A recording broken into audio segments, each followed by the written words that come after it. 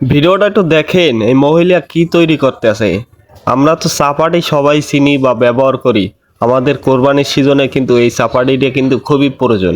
আর শক্ত কিছু মানে মাংসর হাড্ডি উড্ডি যদি কাটা যায়, মানে কাটা যদি প্রয়োজন হয়, তাহলে কিন্তু এই চাপাটিটা কিন্তু ব্যবহার করা লাগে। আসেন আজকে ভিডিওটা শেষ পর্যন্ত দেখে যাই, মানে চাপাটিটা কিভাবে তৈরি করা হয় সেটা হয়তো আমাদের কাছে জানা নেই। আজ ভিডিওটা শেষ পর্যন্ত দেখলে তাহলে বুঝতে পারবো এই যে চায়নার বোনটি কিন্তু চাপাটি তৈরি করতে আছে।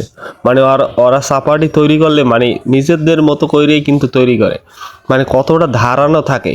ভিডিওটা শেষ পর্যন্ত না দেখলে বুঝতে পারবেন না। মানে যে কোনো কিছু কিন্তু মানে অল্পতে কিন্তু কাইটে দেয়। আমাদের বাংলাদেশি চাপাটি আর ওদের ওদের দেশের চাপাটি মানে কতটা পার্থক্য থাকে, আপনাকে কিন্তু সেটাই আজকে বোঝাতে চাচ্ছি। আপনি ভিডিওটা শেষ পর্যন্ত না দেখলে খুবই মিস করবেন। দেখেন মানে ওরা কিন্তু চাপাটি কিন্তু তৈরি করা হয়ে গেছে।